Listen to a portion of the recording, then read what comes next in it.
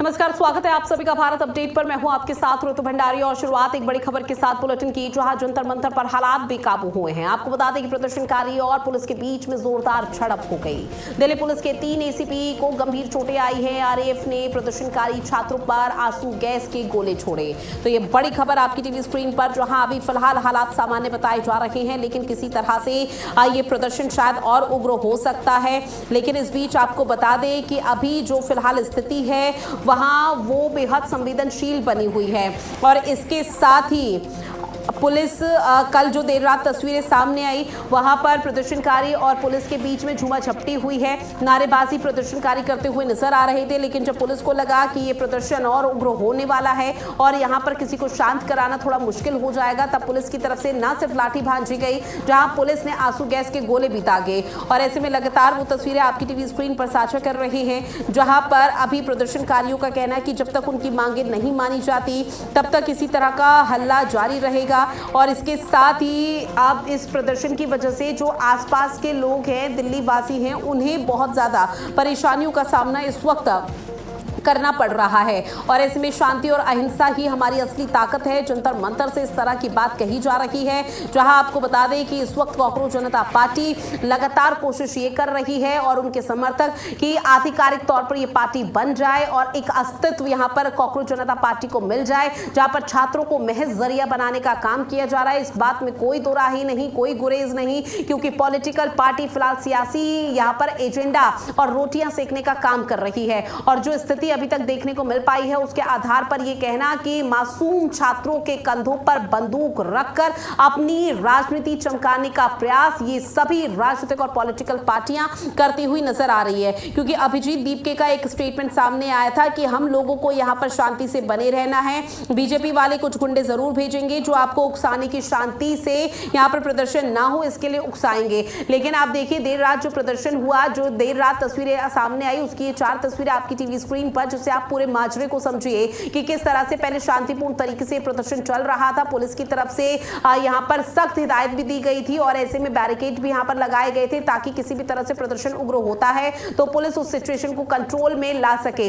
लेकिन वही दूसरी तस्वीर, जहां नारेबाजी धीरे धीरे बढ़ती गई और उसके बाद पुलिस और इसके साथ ही प्रदर्शनकारियों के बीच में झूमाझपटी भी हुई है और फिर हाथापाई और आंसू गैस के गोलों की तस्वीरें भी यहां पर सामने आई है, जहां पर प्रदर्शनकारियों ने भी अपना आपा खो दिया और पुलिस पर भी उन्होंने मारपीट करनी शुरू कर दी। इन 4 तस्वीरों के बाद से लगातार स्थिति को यहां पर कंट्रोल करने का प्रयास किया जा रहा था। 3 एसीपी फिलहाल यहां पर चोट आई हैं, घायल बताए जा रहे हैं। आरएएफ ने प्रदर्शनकारी छात्रों पर आंसू गैस के गोले छोड़े हैं और ऐसे में लगातार जो तमाम पॉलिटिकल पार्टी हैं वो मौके पर मुस्तैद नजर आ रही हैं। स्नेह कमल मेरे सहयोगी फोन लाइन पर जुड़े हुए हैं। स्नेह कमल, अभी फिलहाल ताजा अपडेट क्या है? जंतर मंतर पर क्या हालात बने हुए हैं? सब कुछ ऑल इज वेल वाली सिचुएशन है या नहीं?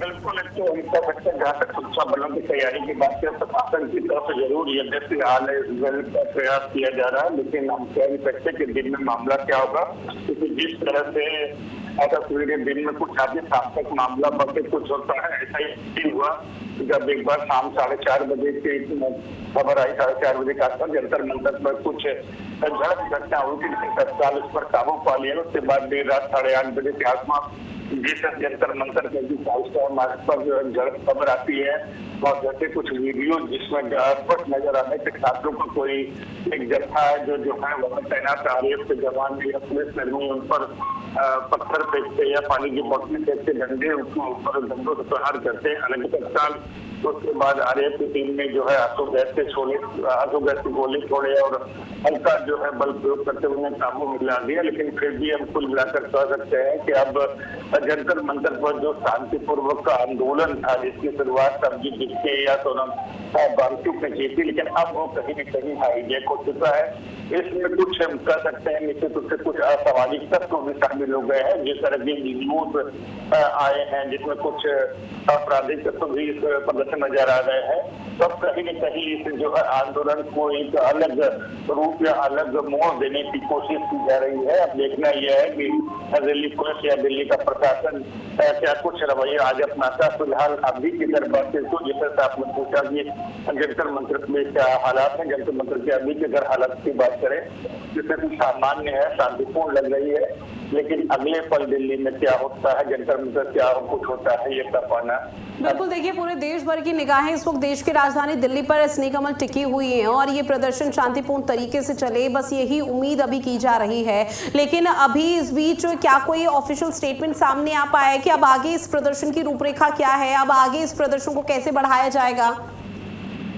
फिलहाल अभी कांग्रेस जनता पार्टी की ओर से कोई स्टेटमेंट नहीं आया है, लेकिन वही पर सोनम बांसुर ने जरूर कहा था कि सरकार मान ले, वो अंतर होने को तैयार है, आगे वो अभी जिंदा रहना चाहिए। इस तरह का उन्होंने बयान दिया कि मैं जिंदा रहना चाहता हूँ, सरकार अगर कुछ हमारी जो करते हैं मांगे अगर मान लेती है तो मैं अनशन छोड़ने को तैयार हूँ। ठीक है, इसमें कमल जानकारी साझा की उसके लिए आपका शुक्रिया। अब बात करते हैं अगली खबर की, जहां पीलीभीत के बीसलपुर में समाजवादी पार्टी के विधानसभा अध्यक्ष शैलेश शर्मा के नेतृत्व में जोरदार प्रदर्शन किया गया। आपको बता दें कि समाजवादी पार्टी के राष्ट्रीय अध्यक्ष अखिलेश यादव को दिल्ली पुलिस की ओर से गिरफ्तार किए जाने के विरोध में यह जोरदार तरीके से प्रदर्शन हुआ, जिसके बाद समाजवादी पार्टी के नेता और एडवोकेट शैलेश शर्मा को करेली पुलिस ने उनके घर में हाउस अरेस्ट कर लिया। ये तस्वीर आपको उस दौरान की दिखा रहे हैं जब आपको बता दें कि अखिलेश यादव को गिरफ्तार करने के विरोध में अब समाजवादी पार्टी की जो आक्रोश और नाराजगी है वो सड़कों पर उतर आई है। समाजवादी पार्टी जिले दर जिले लगातार अब यहाँ पर प्रदर्शन कर रही है। सपा नेताओं ने एक बार फिर से इसको यहाँ पर प्रदर्शन किया। अखिलेश यादव को दिल्ली पुलिस ने जिस तरह से हिरासत में लिया था उसको लेकर ये विरोध प्रदर्शन, नाराजगी समाजवादी पार्टी की सड़कों पर, और ऐसे में सपा नेता शैलेश शर्मा को हाउस अरेस्ट यहाँ पर किया गया। सपा नेताओं का ये प्रदर्शन आगे भी यूं ही जारी रहेगा, इस तरह की लगातार यहाँ पर कोशिश की जा रही है। लेकिन इस पूरे मामले को लेकर, क्योंकि पेपर लीक का मामला, धर्मेंद्र प्रधान का इस्तीफा, दूसरी तरफ केंद्र सरकार क्या कुछ बात करती है, सदन में क्या पक्ष रखती है, विपक्ष के इन सवालों का जवाब यहां पर चाहता है, उन तमाम चीजों को लेकर हर किसी की नजरें टिकी हुई है। लेकिन समाजवादी पार्टी की जो नाराजगी है वो सड़कों पर धीरे धीरे बढ़ती हुई नजर आ रही है। समाजवादी पार्टी का सीधे तौर पर कहना है कि अखिलेश यादव को हिरासत में लिया गया, जो कि सही कदम नहीं था, केंद्र सरकार का भी और दिल्ली पुलिस का भी। उस रवैये की आलोचना की जा रही है, क्योंकि आपको बता दें कि जब 20 जुलाई को छात्रों की तरफ से प्रदर्शन किया गया था, उसके बाद अचानक से राहुल गांधी और समाजवादी पार्टी के प्रमुख अखिलेश यादव मौके पर पहुंचते, पीएम आवास का घेराव करते हैं और उसके बाद लगातार समाजवादी पार्टी की नाराजगी सामने आ रही है। हमारे माननीय राष्ट्रीय अध्यक्ष समाजवादी पार्टी श्री अखिलेश यादव जी उनके दर्द को समझने के लिए, उनकी मांगों का समर्थन करने के लिए जब वहां पहुंचे तो वहां के प्रशासन ने उन्हें गिरफ्तार करने का काम किया।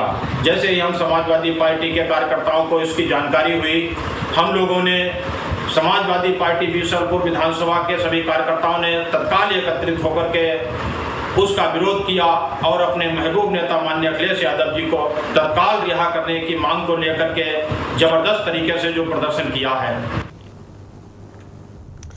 और इस बीच एक और बड़ी खबर मिल रही है। मानसून सत्र का आज चौथा दिन है और चौथे दिन पर हर किसी की नजरें टिकी हैं, क्योंकि आज भी सदन में हंगामे के आसार जताए जा रहे हैं।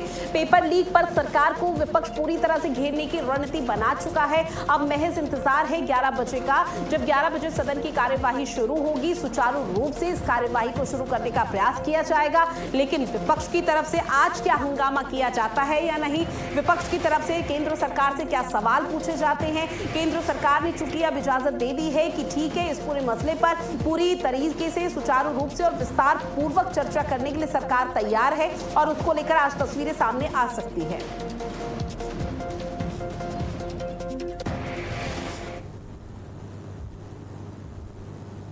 साथ ही अयोध्या में आज संत सम्मेलन का आयोजन होना है। विश्व हिंदू परिषद और आरएसएस इस दौरान सम्मेलन का आयोजन करेंगे। सम्मेलन में 300 से ज्यादा साधु संत शामिल होंगे। श्रद्धालुओं का भरोसा एक बार फिर से मजबूत करने का उद्देश्य यहाँ पर रहेगा। तो ये बड़ी खबर, जहां साधु संतों की तरफ से भी अपनी उपस्थिति दर्ज कराई जाएगी और इसके साथ ही आपको बता दें कि जो संत समाज यहाँ पर मौजूद रहेगा उनसे बात की जाएगी। सम्मेलन में 300 से ज्यादा साधु संतों की उपस्थित रहने की बात कही जा रही है और इस बार जो जिम्मेदारी निभा रहे हैं वो है आरएसएस और विश्व हिंदू परिषद, क्योंकि राम मंदिर में चढ़ावा चोरी का जो मसला यहाँ पर सामने आया था, जिसको लेकर लगातार कानूनी रूप से कार्रवाई की जा रही है। तो इस पूरे मामले को लेकर कहीं ना कहीं राम भक्तों में, श्रद्धालु जो यहाँ पर पहुंचते हैं उनमें नाराजगी देखने को मिल रही थी और उन लोगों का सीधे तौर पर कहना था कि इस पूरे मसले पर किसी तरह का कोई कदम उठाया जाना चाहिए। लेकिन अब यहाँ पर आरएसएस और विश्व हिंदू परिषद मौके पर है। आरएसएस चूंकि आपको बता दें कि संगठन है और सत्ता और संगठन को मजबूत करने का प्रयास किया जा रहा है। 27 में विधानसभा चुनाव है और आरएसएस आरएसएस की कोशिश ये है कि जो इस पूरे चढ़ावा चोरी मामले पर आरएसएस की इमेज पर सवाल उठे थे उसको भी किसी तरह से बेदाग किया जा सके। अब बात करते हैं अगली बड़ी खबर की। समाजवादी पार्टी के वरिष्ठ नेता आलम बदी का निधन हो गया है।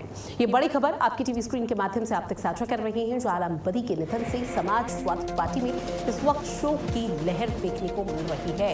राजधानी लखनऊ के मेदांता में भर्ती थे लंबे समय से आलम बदी, जहां उनकी तबीयत खराब होने के चलते अस्पताल में उनको भर्ती कराया गया था। उनका इलाज चल रहा था, लेकिन आलम बदी का अब निधन हो गया है। उन्होंने मेदांता के अस्पताल में अंतिम सांस ली है। समाजवादी पार्टी में इस वक्त शोक की लहर देखने को मिल रही है। आलम बदी के निधन पर और उनके परिजनों से लगातार समाजवादी पार्टी के दिग्गज मुलाकात करते हुए नजर आ रहे हैं। तो आपको बता दें कि उत्तर प्रदेश की राजनीति के दिग्गज नेता माने जाते हैं और आजमगढ़ की निजामाबाद सीट से 5 बार के विधायक रह चुके हैं आलम बदी, जिनका लंबी बीमारी के बाद अब निधन हो गया। उनके पैतृक आवास पर 95 वर्ष की उनकी उम्र बताई जा रही थी, जिस दौरान उन्होंने अंतिम सांस ली और अपनी सादगी और बेदाग छवि के लिए वो पहचानी जाती थी। आज आजमगढ़ स्थित पैतृक आवास में जमावड़ा लोगों का लगा हुआ है। आलम बदी के परिजनों से मुलाकात की जा रही है, उनको सांत्वना दी जा रही है, ढांढस बंधाया जा रहा है। और इसके साथ ही समाजवादी पार्टी के मुखिया अखिलेश यादव के बेहद करीबी आलम बदी बताए जाते हैं, जहां पर निजामाबाद विधानसभा से 5 बार के विधायक रहे। राजनीति में आने से पहले वो एक इंजीनियर के तौर पर भी भूमिका निभा चुके हैं।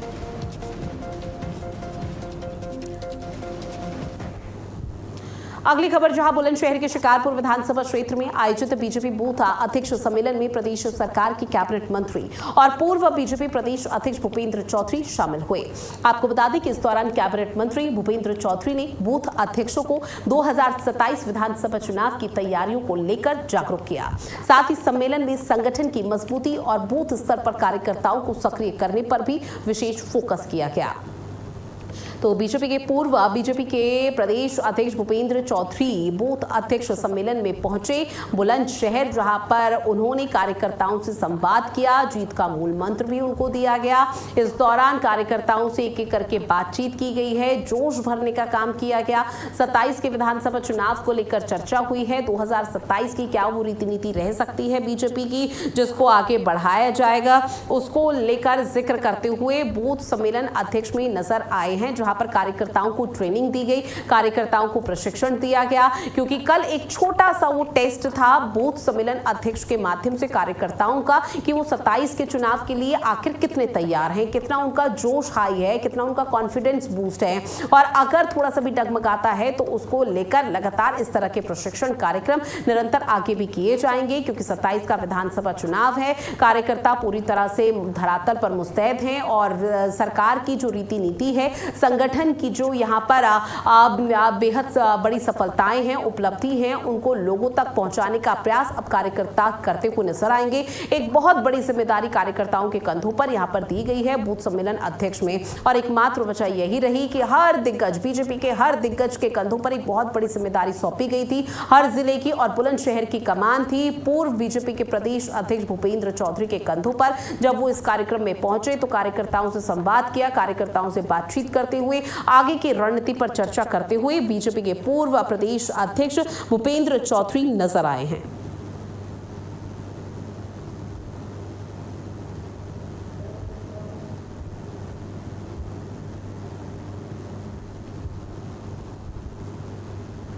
तो देखिए, बीजेपी बूथ सम्मेलन का आयोजन हुआ है, उसकी तस्वीरें आपकी टीवी स्क्रीन पर साझा कर रहे हैं। कल उत्तर प्रदेश के अलग अलग जिलों से वो तस्वीरें देखने को मिली थी, जहां पर बीजेपी के तमाम दिग्गजों ने अलग अलग जिलों की कमान संभाली थी, जिम्मेदारी उठाई थी, और ऐसे में कार्यकर्ताओं से सीधे बातचीत की गई थी।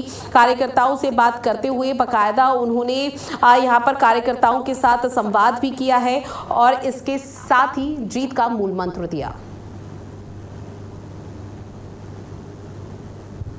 सभी विधानसभाओं के बूथ अध्यक्षों के सम्मेलन निर्धारित किए गए और पार्टी ने सभी अपने कार्यकर्ताओं को वहाँ बूथ अध्यक्ष सम्मेलन में भेजा।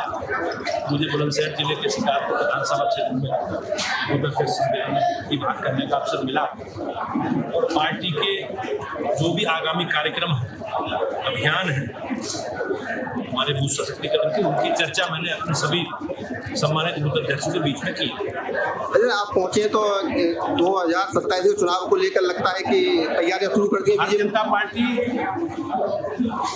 निरंतर काम करने वाला संगठन है। अब बात मैनपुरी की करते हैं, जहां बीजेपी के खिलाफ पूर्व सैनिकों का कैंडल मार्च देखने को मिला है। आपको बता दें कि केंद्रीय शिक्षा मंत्री धर्मेंद्र प्रधान के इस्तीफे को लेकर अब पूर्व सैनिक भी सड़कों पर उतर आए हैं और प्रदर्शन कर रहे हैं। उनके इस्तीफे की मांग की जा रही है।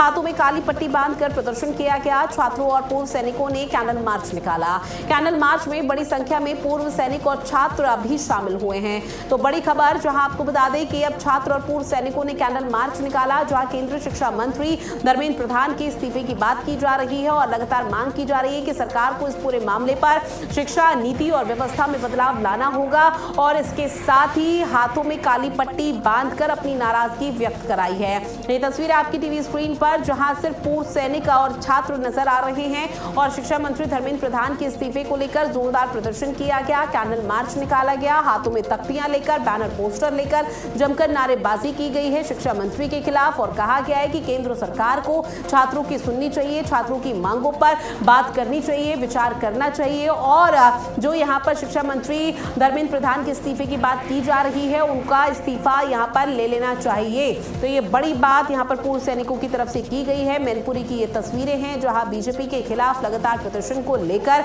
अभी तक पॉलिटिकल पार्टी और छात्र नजर आ रहे थे, लेकिन अब पूर्व सैनिक भी सामने आ चुके हैं। पूर्व सैनिकों की तरफ से कैंडल मार्च किया गया है और कैंडल मार्च के माध्यम से केंद्र सरकार के खिलाफ जमकर नारेबाजी की गई है। हाथों में उनके तख्तियां आप देख सकते हैं, मोमबत्तियां नजर आ रही हैं, जहां कैंडल मार्च करते हुए जमकर नारेबाजी की गई है और सरकार के खिलाफ के हल्ला बोल की जो तस्वीरें हैं वो सीधे तौर पर सामने आई। जहां बीजेपी के खिलाफ पूर्व सैनिकों का ये कैंडल मार्च जो विरोध प्रदर्शन रहा, छात्रों की उपस्थिति इसमें रही। शिक्षा मंत्री धर्मेंद्र प्रधान के इस्तीफे को लेकर ये प्रदर्शन हुआ है। साथ ही कहा जा रहा है कि छात्रों पर बर्बरतापूर्ण तरीके से जो व्यवहार यहाँ पर सरकार और दिल्ली पुलिस अपना रही है वो उसकी निंदा करते हैं और ऐसे में सरकार को इस पूरे मामले पर थोड़ा सेंसिटिव होकर सोचना चाहिए। संवेदनशील ये पूरा मामला है। छात्र हमारे देश का भविष्य है और जब हमारा देश का भविष्य सड़कों पर बैठा हुआ है तो निश्चित तौर पर आगे आने वाली जो व्यवस्था रहेगी या फिर जो स्थिति रहेगी वो ठीक नहीं होगी और उसको लेकर लगातार यहाँ पर सरकार के खिलाफ प्रदर्शन किया जा रहा है। जो हाथ में काली पट्टी बांधकर जोरदार तरीके से पूर्व सैनिकों ने प्रदर्शन किया।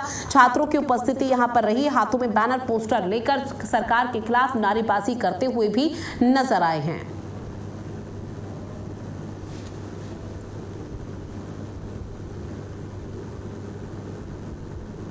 दिल्ली में जंतर मंतर पर जो बच्चों के साथ अन्याय हुआ है, जो बच्चों के भविष्य के साथ खिलवाड़ हो रही है, उनकी बात नहीं सुनी जा रही है, उनको मारा पीटा गया है और उन जो 13-13 साल की बच्चियां, 12-12 साल की बच्चियां, उनके साथ उनके कपड़े फाड़े गए, उनके साथ अत्याचार किया गया। इसके विरोध में हम पूर्व सैनिकों ने ये कैंडल मार्च निकाला है और जो बच्चे अभी पेपर लीक की वजह से आत्महत्या कर लिए, शहीद हो गए, उनकी वजह से हम लोग उनकी शांति के लिए कैंडल मार्च निकाल रहे। वर्तमान सरकार जो छात्रों के साथ अनदेखी कर रही है, सबसे पहले यहाँ लखनऊ में छात्र 20 से 30 की संख्या में मारे गए, उनके प्रति कोई हमदर्दी नहीं। उसके बाद नीट जैसी महत्वपूर्ण परीक्षा लीक हो गई, उसके लिए कोई प्रतिक्रिया सरकार की नहीं, कोई हमदर्दी नहीं। जब उसका प्रोटेस्ट किया बच्चों ने वहां जंतर मंतर में जाके, तो सरकार ने उनके उस प्रतिरोध को दबाने के लिए उनके साथ बर्बरतापूर्वक जो व्यवहार किया। अब बात हरदोई की करते हैं। कांवड़ यात्रा को लेकर पुलिस प्रशासन अलर्ट मोड पर है। एसपी ने सुरक्षा व्यवस्था का जायजा लिया है। राजघाट और सुनासीर नाथ मंदिर पहुंचकर सुरक्षा व्यवस्था को परखा। कांवड़ियों की सुरक्षा को लेकर कई कड़े निर्देश भी दिए गए हैं। तो कांवड़ यात्रा 30 जुलाई से शुरू होने जा रही है। प्रशासनिक अमला पूरी तरह से अलर्ट मोड पर है। प्रशासन की तरफ से पुरजोर कोशिश की जा रही है कि किसी भी तरह से यहाँ पर कोई भी अव्यवस्था ना देखने को मिल पाए और कांवड़ियों को कोई भी बड़ी परेशानी न होने पाए, उसको लेकर लगातार तैयारियों को अमल में लाया जा रहा है। और चप्पे चप्पे और चाक चौराहों पर विशेष तौर पर निगरानी रखी जा रही है, क्योंकि इस बार कांवड़ यात्रा में अगर कांवड़ियों को परेशानी होती है या फिर कांवड़ियों को किसी भी तरह की असुविधा होती है तो शायद फिर अधिकारियों पर गाज गिर सकती है। और एकमात्र वजह यही कि जिसकी वजह से AI तकनीक से लैस तमाम कैमरे और सीसीटीवी के माध्यम से निगरानी की बात यहां पर अधिकारी गण करते हुए नजर आ रहे हैं। और यह हरदोई की तस्वीर आपकी टीवी स्क्रीन पर, जहां पर लगातार निरीक्षण किया जा रहा है। लोगों से भी अपील की जा रही है कि जब कांवड़िए पहुंचे तो उनका सादर और आदरपूर्ण तरीके से उनका सम्मान किया जाए। और कांवड़ियों की सुरक्षा को लेकर कई कड़े दिशा निर्देश दे दिए गए हैं। हालांकि कुछ ऐसे इलाके भी जरूर होंगे जहां पर आपको बता दें जो अति संवेदनशील होंगे, वहां भी विशेष तौर पर तैयारी हो रही है। प्रियांशु सोनी मेरे सहयोगी हमारे साथ फोन लाइन पर जुड़े हुए हैं। प्रियांशु, चूंकि देखिए हरदोई में लगातार पुलिस की तरफ से सुरक्षा व्यवस्थाओं को परखा जा रहा है, क्योंकि 30 जुलाई से कांवड़ यात्रा का आगाज हो रहा है और कांवड़ियों को परेशानी न हो, महज इसी उद्देश्य से फिलहाल धरातल पर कितनी तैयारी पूरी हो चुकी है? तो आपको बता दें, श्रावण मास को लेकर एसपी हरदोई अलर्ट मोड में देखना है। आपको बता दें, राजघाट और सुनासीर मंदिर पहुंचकर उन्होंने सुरक्षा व्यवस्था का जायजा लिया है। निरीक्षण के दौरान एसपी अशोक मीणा ने अधिकारियों और ड्यूटी पर तैनात कर्मियों को आवश्यक निर्देश देते हुए कांवड़ियों की सुरक्षा, यातायात व्यवस्था और भीड़ नियंत्रण और संवेदनशील स्थानों पर विशेष व्यवस्था बरतने के निर्देश दिए हैं। कांवड़ यात्रा के दौरान श्रद्धालुओं की सुविधा और सुरक्षा सर्वोच्च प्राथमिकता रहेगी तथा किसी प्रकार की लापरवाही बर्दाश्त नहीं की जाएगी। साफ निर्देश है एसपी अशोक मीणा की। ठीक है प्रियांशु, फिलहाल अब आने वाले समय में क्या कुछ स्थिति और तस्वीरें रहेंगी वो देखना बेहद महत्वपूर्ण। बहरहाल जानकारी साझा की उसके लिए शुक्रिया। अब बात करते हैं पीलीभीत से मिल रही बड़ी खबर की। अवैध अतिक्रमण पर बुलडोजर का एक्शन हुआ है। आपको बता दें कि नाले के ऊपर अवैध रूप से अतिक्रमण किया गया था, जहां पर टीम पहुंची है उसको हटाने के लिए। प्रशासनिक टीम एसडीएम के निर्देश पर कार्रवाई हुई है। मौके पर भारी पुलिस बल तैनात रहा है ताकि किसी भी तरह का हो हल्ला या हंगामा होता है तो त्वरित एक्शन लिया जा सके और ऐसे में जो भी हंगामा करता है उनको भी समझाया जा सके। तो तस्वीर आपको उस दौरान की दिखा रहे हैं जब प्रशासन पूरी तरह से बुलडोजर लेके मौके पर पहुंचा और नाले के ऊपर अवैध अतिक्रमण किया गया है जिसको हटाने का प्रयास किया जा रहा है। प्रशासनिक टीम की तरफ से अवैध रूप से जहां जहां अतिक्रमण होगा वहां से हटाया जाएगा और ऐसे में बुलडोजर की कार्रवाई होगी, बड़ा प्रहार होगा। सरताज मेरे सहयोगी हमारे साथ जुड़े हुए हैं। सरताज, नाले के ऊपर से अवैध अतिक्रमण हटाने के लिए प्रशासनिक टीम जब पहुंची और बुलडोजर की कार्रवाई हुई तो क्या किसी तरह का कोई हंगामा? चले फिलहाल संपर्क उनसे टूट गया है, एक बार फिर से साधने की कोशिश करेंगे और जानकारी लेंगे फिलहाल मौके पर क्या कुछ स्थिति और हालात बने हुए हैं, क्योंकि तस्वीरें आप तक साझा कर रहे हैं। पीलीभीत से नाले के ऊपर अवैध अतिक्रमण हटाने के लिए प्रशासनिक टीम पहुंची है और इसके साथ ही बुलडोजर के माध्यम से अवैध रूप से जहां जहां और जितना अतिक्रमण किया गया था उसको हटाने का प्रयास किया गया। भारी संख्या में पुलिस बल को भी आप देख रहे हैं जहां पर लोगों का जमावड़ा लगा रहा। उन्होंने हालांकि पुलिस से पूछने का प्रयास भी किया गया, लेकिन भारी संख्या में पुलिस उनको समझाती रही कि अवैध रूप से पहले तो कहीं भी अतिक्रमण मत कीजिए और अगर कहीं किया भी जाता है अतिक्रमण तो निश्चित तौर पर फिर प्रशासनिक अमला बुलडोजर का यहाँ पर प्रहार करेगा और बुलडोजर लेकर पहुंचेगा जहां पर अवैध रूप से अतिक्रमण को हटाया जाएगा। और वही चीजें एक बार फिर से देखने को मिली है। ना सिर्फ इसका उद्देश्य अवैध रूप से अतिक्रमण को लेकर है प्रशासन का, बल्कि सौंदर्यकरण भी यहाँ पर बढ़ावा दिया जा रहा है, जिसके तहत इस तरह की कार्रवाई और बुलडोजर की प्रक्रिया यहाँ पर देखने को मिल रही है। एसडीएम मौके पर मौजूद थे और एसडीएम के निर्देश पर ही ये बड़ा एक्शन हुआ है। भारी पुलिस बल आप देख रहे हैं, प्रशासनिक अमले को भी मौके पर मुस्तैद रखा गया। अवैध अतिक्रमण पर बुलडोजर का ये बड़ा प्रहार रहा, लोगों का जमावड़ा देखने को मिला। सरताज मेरे सहयोगी एक बार फिर से जुड़ चुके हैं। सरताज, मौके पर क्या कोई भारी हंगामा हुआ जो प्रशासनिक अमला बुलडोजर की कार्रवाई करता हुआ नजर आया तब? जी बता दें, मामला यूपी के पीलीभीत के थाना बरखेड़ा नगर पंचायत का है। यहाँ पर आरोप है दुकानदारों पे कि इन्होंने जो नाला बनाया गया था रोड के किनारे उसके ऊपर अवैध अतिक्रमण कर रखा था, वहां पे दुकानें लगा रखी। तो आपको बता दें, वहीं पीलीभीत के डीएम ज्ञानेंद्र सिंह के निर्देश पर एसडीएम बीसलपुर नागेंद्र पांडे के नेतृत्व में जब वहां पर टीम पहुंची है, उनका नेतृत्व करने के लिए जब उनका निर्देशन में नायब तहसीलदार अवधेश साथ में कई राजस्व टीम के पहुंचे हैं और वीरपाल यादव की मौजूदगी में वहां पर अतिक्रमण हटाया गया है। काफी जब एक दो लोगों का आक्रमण हटाया गया तो दुकानदार खुद बुलडोजर देख के इतने भयभीत हो गए। और ऋतु आपको बता दें, अपनी उन्होंने दुकानों का सामान खुद उठाना शुरू कर दिया। तो वहां पर राजस्व टीम को दुकानदारों का विरोध भी झेलने को मिला है। जी ऋतु, आप बिल्कुल देखिए, और सीधे तौर पर ये मैसेज देने का प्रशासन की तरफ से काम किया गया है कि अवैध रूप से अगर कहीं भी अतिक्रमण किया है तो या तो आप तुरंत हटा दें, और अगर पुलिस या फिर प्रशासनिक अमला पहुंचता है तो उस दौरान कोई हंगामा ना रहे। लेकिन अवैध रूप से अतिक्रमण की कार्रवाई कितनी संपन्न हो पाई? ऋतु, आपको बता दें जब टीम मौके पर पहुंची थी तो शुरू में तो टीम ने काफी वहां पर जो है अपनी पूरी तरीका सफलता मिली है। उसके अलावा जब जैसे जैसे समय बीतता गया वहां पर दुकानदारों का विरोध देखने को मिला है। उसके अलावा भी आपको बता दें तो काफी दुकानदार आ गए तो लोगों ने अपनी दुकानें हटाना भी शुरू कर दी। फिर वहां पे जो राजनीतिक लोग प्रेरित आ गए, इसके चलते हालांकि उनको रोकना भी पड़ा। हालांकि एक ही दीवार गिरा पाई थी जो अवैध रूप से नाले के ऊपर उठाई गई थी। ठीक है सरताज, फिलहाल सीधे तौर पर ये कहना गलत नहीं होगा कि प्रशासन पूरी तरह से एक्शन मोड में है। अवैध रूप से अतिक्रमण जहां जहां किया है उसे हटाया जाएगा। बहरहाल जानकारी साझा की उसके लिए शुक्रिया, और इस खास बुलेटिन में इतना ही। देश और दुनिया की बड़ी खबरों के लिए आप बने रहिएगा भारत अपडेट के साथ। नमस्कार।